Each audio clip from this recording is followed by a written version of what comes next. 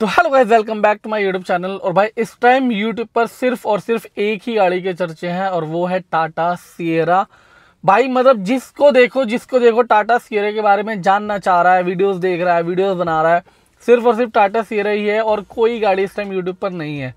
और भाई इतने ज़्यादा लोग इस गाड़ी को लेने में इंटरेस्टेड हैं, इतने ज़्यादा लोग इस गाड़ी को लेके क्वेश्चंस कर रहे हैं कि भाई, और भाई सही बताऊँ ना, इतना हाइप मैंने सीरियसली किसी गाड़ी का नहीं देखा, क्योंकि भाई गाड़ी है ही इतनी आइकॉनिक यार। पुराने लोग जो हमारे ओल्ड एज लोग हैं, जो पुराने लोग हैं, उन लोगों की पहली गाड़ी होती थी टाटा सिएरा। और मतलब इंडिया की पहली एसयूवी टाटा सिएरा। तो टाटा सिएरा के साथ प्रोडक्ट तो छोड़ दो, लेकिन इमोशंस इस गाड़ी के साथ बहुत ज़्यादा जुड़े हुए हैं।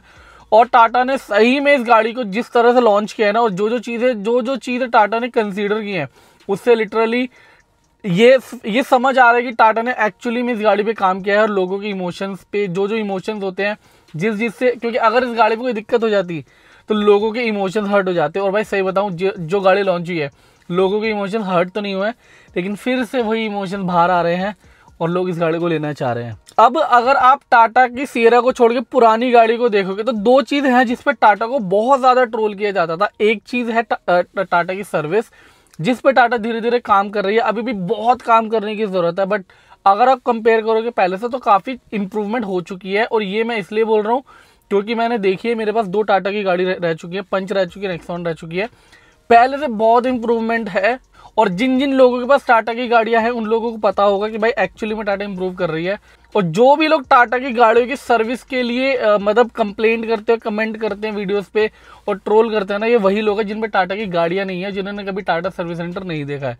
तो लोगों की बातों पे यकीन मत करना, खुद अपनी आंखों से। अगर हाँ आप गए हो और आपका एक्सपीरियंस खराब रहा है तो वो अलग चीज़ है। और मैंने एक चीज़ देखी है, जिनका एक्सपीरियंस खराब होता है ना, वो लोग सॉल्यूशन में ध्यान देते हैं ना कि सोशल मीडिया जाके बड़ा करता है। ये सिर्फ व्यूज़ लेने के तरीके हैं। मेरी गाड़ी में दिक्कत आई थी, मैं चाहता तो मैं भी उसका इशू क्रिएट कर सकता था, लेकिन मैं सर्विस सेंटर गया, सही करवा ली और आई एम ओके। तो ये वही लोग हैं जिन लोगों के पास ना तो टाटा की गाड़ी है और ना टाटा सर्विस सेंटर का भी गए हैं, सिर्फ बड़बड़ करना ज़रूरी है। तो ये हो गया टाटा सर्विस। मैं टाटा के ऊपर आप जितनी मर्जी बात करा लो मैं कर लूंगा और आपको फैक्ट बता सकता हूँ, बट सर्विस को करते हैं साइड, सर्विस के रिगार्डिंग अलग से वीडियो बना देंगे। और दूसरी चीज़ है जिस पे टाटा सबसे ज़्यादा ट्रोल होता था, वो थे टाटा के इंजन। आपको पता है क्या क्या ट्रोलिंग होती है। पावर के मामले में कोई कमी नहीं है। पावर, आप जैसे टाटा नेक्सॉन है, बहुत बड़े पावर जनरेट करती है, मतलब पावर के मामले में ये क्रेटा को भी पीछे छोड़ देती है। ऑन पेपर देखोगे ना तो क्रेटा से ज़्यादा पावर जनरेट करती है ये, एनी इंजन से बोल रहा हूँ। तो पावर के मामले में कोई प्रॉब्लम नहीं है। प्रॉब्लम कहाँ आती है, एक तो रिफाइनमेंट में आती है। बहुत ज़्यादा नॉइसी इंजन होते हैं, लोग मतलब इसे ट्रैक्टर के इंजन बोलते हैं। मैं ट्रैक्टर तो नहीं बोलूँगा, लेकिन हाँ नॉइसी होते हैं, मैं भी गलत नहीं बोलूँगा। अगर आप मारुति सुजुकी के इंजन से देखोगे तो ऑब्वियसली ये थोड़े नॉइसी होते हैं, ह्यूंडई से भी नॉइसी होते हैं, लेकिन पावर के मामले में भाई बढ़िया जनरेट करते हैं। तो एक इंजन के मामले में भी टाटा काफ़ी ज़्यादा ट्रोल होती थी, क्योंकि रिफाइनमेंट नहीं होती थी 3 सिलेंडर इंजन की वजह से। मोस्टली 3 सिलेंडर इंजन ही आते थे डीजल को छोड़ के। इस वजह से टाटा बहुत ज़्यादा ट्रोल होता था। जब टाटा सिएरा लॉन्च होने वाले थे तो बहुत सारे लोग इसी डर में थे कि कहीं टाटा फिर से वही गलती ना कर देगी, जैसे जो टाटा कर्व के टाइम पे कि इन लोगों ने 1.2 लीटर का टर्बो इंजन दे दिया, 3 सिलेंडर, जो अभी भी उतनी ही नॉइस करता है। पावर सेम वही पावर, गाड़ी चलने में बढ़िया, चलने में कोई प्रॉब्लम नहीं है, लेकिन इंजन नॉइसी होते हैं। तो ये तो दूसरी चीज़। अब टाटा ने क्या किया भाई, इसके अंदर दे दिए 3 इंजन। ठीक है, सबसे पहले ट्रोलिंग होती थी 3 सिलेंडर्स की वजह से। जो भी इंजन नॉइसी होते हैं वो 3 सिलेंडर की वजह से नॉइसी होते हैं। टर्बो इंजन मोस्टली 1.2 लीटर के जो टर्बो इंजन होते हैं मोस्टली 3 सिलेंडर ही आते हैं, तो वो सारे नॉइसी कहीं ना कहीं आपको मिलेंगे ही मिलेंगे। इन लोगों ने ये वाली गलती नहीं की, तो लोगों के लिए साई ऑफ रिलीफ था कि भाई थैंक गॉड टाटा ने 1.2 लीटर का 3 सिलेंडर टर्बो इंजन नहीं दिया। इसके अंदर आपको 3 न्यू इंजन मिलने वाले हैं। तो इस वीडियो में आपको सिर्फ इंजन के बारे में बताऊंगा। सबसे पहले जो इसका सबसे बड़ी यूएसपी और जिस इंजन पे लोगों की सबसे ज्यादा नजर रहेगी और जो इंजन इस गाड़ी का फ्यूचर डिसाइड करेगा, वो है 1.5 लीटर का नेचुरल एस्पिरेटेड 4 सिलेंडर इंजन। वो क्यों? क्योंकि देखो turbo engine obviously Tata Nexon में सिर्फ टर्बो इंजन आता है, ठीक है। डीजल इंजन 1.5 जो इन लोगों ने दिया है, अभी बताऊंगा उसके बारे में, वो भी पहले से चलता आ रहा है, पावर बहुत बढ़िया जनरेट करके देता है। लेकिन इन लोगों के पास एक बढ़िया नेचुरल एस्पिरेटेड 4 सिलेंडर इंजन नहीं था। जो पंच में आता है वो नेचुरल एस्पिरेटेड इंजन है, लेकिन वो 3 सिलेंडर है, तो नॉइसी इंजन है। तो 4 सिलेंडर इंजन नेचुरल एस्पिरेटेड इन पे था ही नहीं। और यही प्रॉब्लम थी कि जैसे टाटा कर्व भी मेरे को ऐसा लगता है ना कि इंजन की वजह से थोड़ी सी पीछे रह गई, वरना गाड़ी इतनी बुरी नहीं है। एक भाई है जिससे मेरी बात होती है, वो बोल रहा था कि उसने मुझे बताया कि गाड़ी चलने में बहुत बढ़िया, भाई क्या ही गाड़ी है, लेकिन इंजन ना मतलब वही इंजन, नॉइसी इंजन, ये सब 3 सिलेंडर की वजह से वो गाड़ी इतनी ज़्यादा हाइप में नहीं आई। थोड़ा सा लुक्स भी उसके अलग थे, डिफरेंट, जो लोगों ने एक्सेप्ट नहीं किया, बट इंजन कहीं ना कहीं मैटर कर रहा था। लोग एक्सपेक्ट कर रहे थे कर्व के टाइम पे भी कि टाटा भाई एक नया इंजन लेके आएगा, थोड़ा रिफाइनमेंट में काम करेगा, थोड़े कम नॉइसी इंजन बनाएगा, लेकिन कर्व के टाइम में इन लोगों ने वो गलती कर दी, तो कर्व हो गई पीछे। कर्व बहुत ज़्यादा सेल नहीं होती है। लेकिन टाटा सिएरा के टाइम पे इन लोगों ने, लेकिन भाई टाटा सिएरा के टाइम पे थैंक गॉड इन लोगों ने गलती नहीं करी और एक न्यू इंजन लेके आया 1.5 4 सिलेंडर नेचुरल एस्पिरेटेड, जो प्रोड्यूस करेगा 106 PS की पावर और 145 Nm का टॉर्क। अब इस चीज को लेके भी बहुत सारे लोग बोल रहे हैं कि इतनी बड़ी गाड़ी में 145 Nm का टॉर्क, 106 PS की पावर बहुत कम है। मैं देखो ग्रैंड विटारा का जो इंजन है ना, वो इससे 2 PS की पावर कम जनरेट करता है। हालांकि बहुत ज्यादा पेपी इंजन वो भी नहीं है, लेकिन नेचुरल एस्पिरेटेड इंजन बहुत ज़्यादा पेपी नहीं होते हैं। मैंने क्रेटा भी चलाई है, बहुत ज़्यादा मतलब पंजा दबाते ही भागने वाली गाड़ी वो भी नहीं है। वो एक क्रेटा भी एक पर्टिकुलर RPM पे जाने के बाद गाड़ी बढ़िया चलती है। ये आपको हाईवे पे ज़्यादा अच्छा फील कराता है नेचुरल एस्पिरेटेड, जब आपकी गाड़ी हायर RPMs पे होती है। अब इसके अंदर क्या है, 145 Nm का टॉर्क। पहले मुझे भी लगा था, क्योंकि भाई नेक्सॉन के अंदर 170 Nm का टॉर्क आता है, इवन CNG पे भी। तो मुझे लगा कि यार 1.5 लीटर का इंजन है, इतनी बड़ी गाड़ी है, 145 Nm का टॉर्क थोड़ा कम है। लेकिन पॉइंट ये है कि ये जो 145 Nm का टॉर्क बनाता है सिर्फ 2100 RPM पे, और 2100 RPM आपको 2100 RPM तक पहुंचने में आपको ज़्यादा टाइम नहीं लगता है। आप जैसे पंजा दबाओगे गाड़ी धीरे धीरे बढ़ेगी, 2100 पहुंचेगी, उतना टॉर्क रीच कर लेगी और उसके बाद वो गाड़ी आराम से उठ जाएगी। तो आपको बहुत ज्यादा ऐसा फील नहीं होगा कि कम टॉर्क है। अब अगर ये 145 Nm का टॉर्क पहुंचने में 4 या 5000 RPM लेते हो, तो भाई 4000 5000 RPM तो सिटी के अंदर तो आप रीच कर ही नहीं पाओगे, वो हाईवे पे जाके होगा। तो उस टाइम आपको अंडर पावर फील कर सकती थी। तो यहां पर ही टाटा ने बहुत बढ़िया काम किया है कि अगर 145 Nm का टॉर्क दिया है तो वो 2100 RPM पे दिया है, जो आपको बहुत ज्यादा अंडर पावर फील नहीं कराएगा। नेचुरल एस्पिरेटेड स्टिल वो वाले इंजन नहीं होते कि भाई पंजा दबाया और गाड़ी भागी, वो फोक्सवैगन के इंजन होते हैं। बट नेचुरल एस्पिरेटेड, मैंने देखो ग्रैंड विटारा भी चलाई है, मैंने क्रेटा भी चलाई है, दोनों के इंजन ऐसे नहीं है कि पंजा दबाओ और भागेगी। वो एक सर्टेन RPM पे जाने के बाद पावर थोड़ी सी पकड़ती है और उसके बाद आपको स्मूथ लगती है। अगर 145 Nm का टॉर्क है तो 2100 RPM पे है, कोई प्रॉब्लम नहीं है, आपको ज्यादा फील नहीं होगा, गाड़ी उठ जाएगी आराम से। और अगर उठ गई और एक सर्टेन RPM पे चली गई तो आपको अंडर पावर फील नहीं करेगी। अंडर पावर कहाँ फील कराती है कि अगर शुरू में उठ धीरे धीरे उठ रही है गाड़ी, तो आपको लगेगा कि यार गाड़ी उठ ही नहीं रही है, और जैसे स्लोप वगैरह होता है उस टाइम पर वो गाड़ियां आपको ज्यादा मतलब अंडर पावर फील कराती हैं। तो ये हो गया नेचुरल एस्पिरेटेड। ये एक ऐसा इंजन है जो अगर ये इंजन देखो, रिफाइनमेंट में आपने वीडियो देख ली होगी, रिफाइंड इंजन बनाया है। मुझे अभी भी ये है कि मैं रियल टाइम देखना चाह रहा हूँ, क्योंकि अभी भी मुझे ऐसा लग रहा है कि थोड़ी बहुत कमी है। अगर आप सुजुकी से, मारुति और hyundai से कंपेयर करोगे, स्टिल थोड़ा सा मतलब उनके बराबर फिर भी नहीं है। टाटा के पुराने इंजन से आप कंपेयर, अगर आप hyundai सुजुकी से कंपेयर ना करो और टाटा के इंजन से कंपेयर करो, तो भाई बहुत ही माइंड ब्लोइंग काम किया है और बहुत ज्यादा रिफाइंड इंजन है। अभी ड्राइव रिव्यू तक रुकते हैं, देखते हैं कि जब ड्राइव रिव्यू आएगा रियल लाइफ सिचुएशन में जो गाड़ी चलेगी तो कैसे कन्वेंस लेवल होगा। तो ये हो गया 1.5 4 litre natural aspirated engine.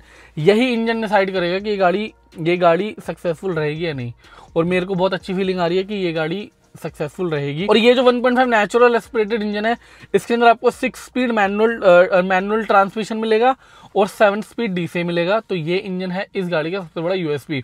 Second engine है 1.5 लीटर का TGDI इंजन, टर्बो इंजन, जो प्रोड्यूस करता है 158 bhp की पावर और 255 Nm का टॉर्क। अब ये 255 Nm का टॉर्क, ये वाला इंजन भी 1750 से 4000 RPM के बीच में आपका कवर करेगा। तो देखो टर्बो इंजन है, टर्बो इंजन में पावर की प्रॉब्लम नहीं होती है। टर्बो इंजन में थोड़ी सी प्रॉब्लम आपको माइलेज की आ सकती है, क्योंकि टर्बो इंजन है, पावर जनरेट करेगी, भारी गाड़ी है। टाटा की गाड़ी भारी होती है तो माइलेज थोड़ा सा गिर जाता है, बट टाटा की गाड़ी के USP माइलेज नहीं होता, टाटा की गाड़ी का USP सेफ्टी होता है। सेफ्टी को आपको पता है कि भाई गाड़ी से गाड़ी बढ़ा दी और दिखा दी कि भैया सेफेस्ट गाड़ी से सेफेस्ट गाड़ी टकरा रही है, तब भी कुछ नहीं हो रहा है। तो जो डब्बा गाड़ी है उन लोगों की तो हालत ही सोच लो। रियल लाइफ में देखेंगे अगर कभी कुछ एक्सीडेंट होगा तो क्या हुआ है। लेकिन तो ये वाला इंजन आपको बढ़िया पावर जनरेट करके देगा। अगर आपको नेचुरल एस्पिरेटेड नहीं चाहिए और आप माइलेज को थोड़ा बहुत कम मतलब कर सकते हो कि यार ठीक है माइलेज कम मिलेगी, बट गाड़ी चलाने में मजा आ जाए, तो ये वाला आप इंजन ले लेना। बस एक ही दिक्कत है इस इंजन के साथ, इस इंजन में आपको मैनुअल ट्रांसमिशन नहीं मिलता। जैसे नेक्सॉन में 1.2 टर्बो में मैंने मैनुअल लिया हुआ है, लेकिन इसके अंदर आपको 1.5 लीटर का TGDI जो इंजन है, टर्बो इंजन है, इसके अंदर आपको मैनुअल ट्रांसमिशन नहीं मिलेगा, सिर्फ 6 स्पीड ऑटोमेटिक मिलेगा। तो ये मुझे लगा कि यार इसके अंदर मैनुअल होना चाहिए, क्योंकि अगर मैं देखूँ ना तो मुझे ऑटोमेटिक गियर बॉक्स नहीं पसंद आता, मुझे मैनुअल वाला भाई ऐसे ऐसे गियर चेंज करो ना। तो जो लोग एक्चुअल में एंथुसियास्ट है उनको मैनुअल गियर बॉक्स चाहिए, उनको टर्बो इंजन नहीं मिलेगा। अभी फिलहाल तो नहीं है, मे भी हो सकता है आगे आ जाए, बट अभी फिलहाल आपको इसके अंदर कोई भी मैनुअल ट्रांसमिशन नहीं मिलेगा। बाकी भाई थर्ड इंजन है 1.5 लीटर का डीजल इंजन 4 सिलेंडर। जब ये गाड़ी लॉन्च हुई थी मैंने अपनी वीडियोस में बोला था, मैंने अपनी वीडियोस में बोला था कि भाई इसके अंदर मेरे हिसाब से ना 2 लीटर वाला डीजल इंजन आएगा जो आपको सफारी और हैरियर में मिलता है। लेकिन जब लॉन्च हुई तो 1.5 वाला आया, तो मुझे इसका लॉजिक समझ आया कि अगर 2 लीटर वाला इंजन मिलेगा तो जो डीजल वाली गाड़ियां, जो डीजल इंजन वाली गाड़ियां, वो थोड़ी सी ओवर प्राइस्ड हो जाती और वो ओवरलैप करती सफारी और हैरियर पे। तो इन लोगों ने वो वाले इंजन नहीं देखे। अगर मान लो आपको आज के टाइम पे 2 लीटर का इंजन डीजल इंजन सियरा में मिल रहा है और हैरियर और सफारी में मिल रहा है, तो मैं लिख के दे सकता हूँ कि लोग सियरा उठाएंगे। सियरा का भाई अलग ही क्रेज है, हैरियर अपनी जगह अच्छी है, सफारी वाला जो इनका लेवल था ना वो मैच नहीं कर पाई, क्योंकि इन लोगों ने हैरियर को ही बड़ा करके बना दिया था।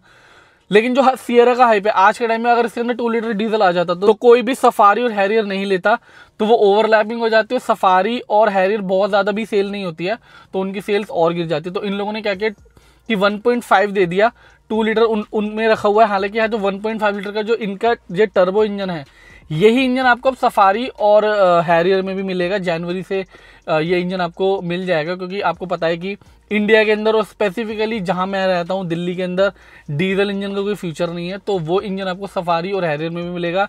तो अगर ये लोग सियरा में भी 2 लीटर दे देते तो भाई इन दोनों गाड़ियों की वाट लग जाती, क्योंकि वो गाड़ी से बहुत ज़्यादा बैटरी वाली गाड़ी है। तो 2 लीटर ना देके इन लोगों ने 1.5 लीटर का इंजन दिया है, डीजल इंजन, जो आपको नेक्सॉन और कर्व में भी ऑलरेडी मिलता है। ये इंजन प्रोड्यूस करता है 118 bhp की पावर और 280 Nm का टॉर्क। तो बहुत बढ़िया इंजन है। हालांकि एक डाउट मुझे है कि देखो नेक्सॉन और कर्व फिर भी थोड़ा सा डायमेंशन में बढ़िया है। नेक्सॉन में ये इंजन, ऑल्ट्रोज में भी ये इंजन मिलता है, कर्व में भी इंजन मिलता है। इन गाड़ियों में ये इंजन अच्छा परफॉर्म करता है। बस जिस हिसाब की, जिस डायमेंशन की गाड़ी सियरा है ना, मुझे ऐसा लगता है कि अब मैं अभी से प्रेडिक्ट नहीं कर रहा हूँ, बट मुझे ऐसा लगता है कि कहीं ऐसा ना हो कि इतनी बड़ी गाड़ी में थोड़ा सा अंडर पावर फील कराए। बट वी विल सी जब भी ड्राइव रिव्यू आएगा।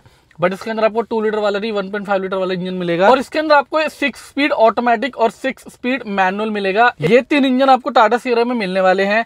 एक और यूएसपी इस इंजन की ये है कि टाटा ने ऑलरेडी बोला है कि अभी as of now E20 compliant engine, E20 compliant petrol चल रहा है इंडिया के अंदर। अगर E27 भी हो जाता है तो आपको डरने की जरूरत नहीं है, क्योंकि ये वाले इंजन E27 ऑलरेडी कंप्लाइंट है।